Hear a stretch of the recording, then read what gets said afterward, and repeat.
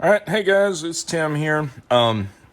As you might have seen on my Twitter today, I've got two new additions to the collection. Both of these Sargent mortise locks I got off eBay. The price was too good to resist. Yeah. Anyway, I wanted something to add to my mortise lock collection. So anyway, this one I'm gonna go into this one more on Saturday during live. But basically, it appears to be an office entry type lock. It has the toggle for the spindle. So you can see there it is, free from one side, free from the other side. Push the toggle in. And there we've got one side that is locked. That would be the outside. And then we have an always free function from the inside. So your key cylinder would go on the outside here. There's only one little spot in here to activate, and that would retract the latch. So, like I said, this is going to be Saturday. What I really wanted to get to was this one. This one has a very interesting function to it, and I wanted to show that. You can see here, latch retracts. It's free on this side. Also free from that side. Let's go ahead and pop a cylinder, a keyed cylinder in here. And this is just a Sargent mortise cylinder that I had in the collection. Okay, let's get it here. Tighten this down.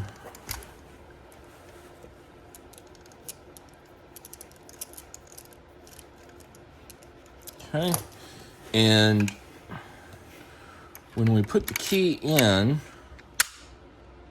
we only get one click when we turn it. We turn it 90 degrees and get one click. Again, 90 degrees, one click. And we can check the function. That side is free.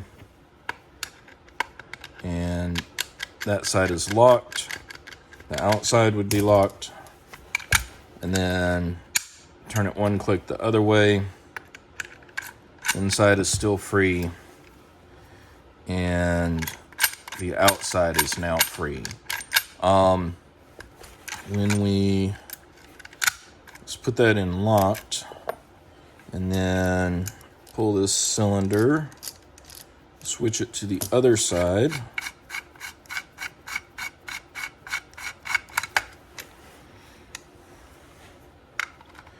And I've been all on Lock Chat today, aggravating Night Owl and Jeff Moss to see what they know about this guy. So we're going to take it apart here in just a second. Maybe not a full breakdown. I did just get home a little bit ago. Had to go get my hair cut after work. So I will look spiffy for Saturday. Anyway, so we put the key cylinder in the outside.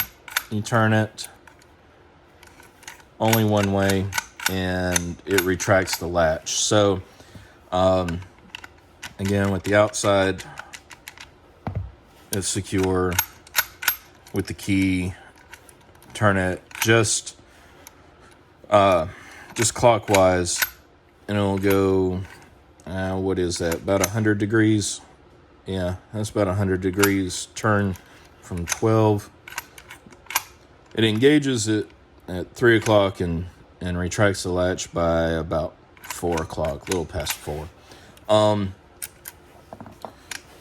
So let's get the cover off of this guy so we can see if there are any model numbers on the inside.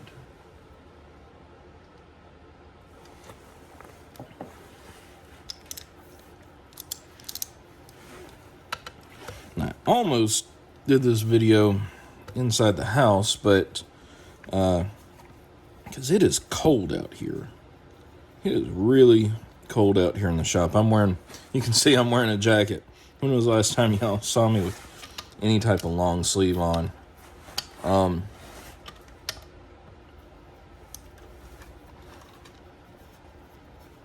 But let's see. Let's get this cover off of here. Oh, so carefully.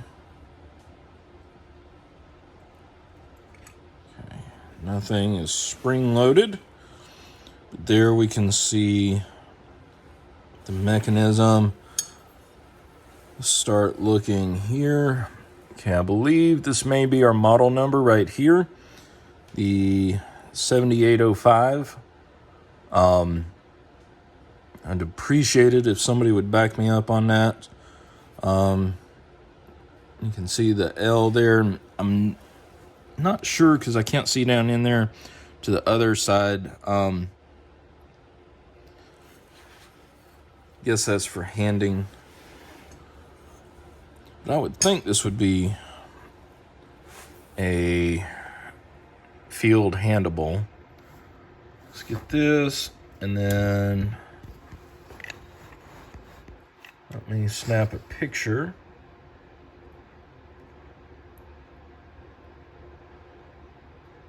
Okay, snapped a couple pictures there. That way we know how it goes back together if we drastically screw up. So when we did the, let's see, before we took it apart, which way did we do this thing? Okay, that. Okay, so it's got an internal toggle right here, and that's what our inside would do. I can pull the spindle hub there, and you can see down here, hold these parts together, how the actuator on the back of the cylinder would hit this and would click over just enough. Okay, and it's behind this this lever, which of course when, let's see, okay, so that's connected to the dead latch, so if that's in, that would prevent the actual latch from being retracted, so that way you couldn't credit card attack this. Let's get this guy back here. And then put that in place.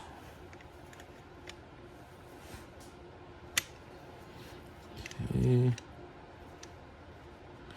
All right, so then for the outside, you can see right there is buried under this mechanism, and that's what hits this lever. That's this part to retract the latch. So even if your dead latch is in, well, if the dead latch is in, you can't retract it that way. So this is very, very cool. We've got another, see, we've got 7305 there as well. So I'm going to go with that being the actual number. Having an internal toggle like that is pretty cool. Let's make sure none of these springs jump out. That looks like a fairly new spring, copper spring right there, when compared to, say, this copper spring.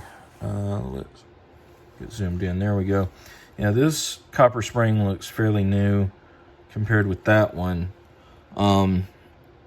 Not really a whole lot. I mean, this is probably shiny because it's, well, I don't know. mean, there's a lot of grit and dirt down in there. But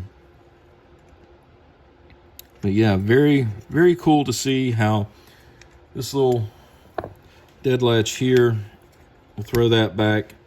It'll keep either spindle from moving either inside or outside. Because you can see this part comes down. And it also has a block up here near where the cylinder is. Comes in with a block that way. So I guess that's to prevent the key from turning, the outside key from turning if something has the dead latch jammed in there. Any clarification on all of this would be greatly appreciated. I'm not going to disassemble it any further tonight because I've not eaten yet. And like I said, I literally just rushed in, changed clothes, and came out here to do this. So we're going to get this on here and secured back. And I'm going to take one more picture right here real quick with that model number and 7805. Do some research on it tomorrow. Try to figure out, I would like to properly name this function. As far as what the function of the lock is set up for. So anyway, folks, I appreciate y'all tuning in. I know this is kind of rare for me now to do a video outside of Saturday, but I wanted to do some research on this. So until Saturday, hopefully I will be able to be live Saturday. I'll keep everybody updated. Shouldn't have any issues, but if I do, just watch over on my Twitter account. And anyway, yeah, y'all have a great evening. Have a great rest of your work week. Remember, as long as you can get past the first 5 days after the weekend, you're set. So, the first 5 days after the weekend are always the hardest. Anyway, until then, we'll see you next time. Stay safe. Stay out of trouble.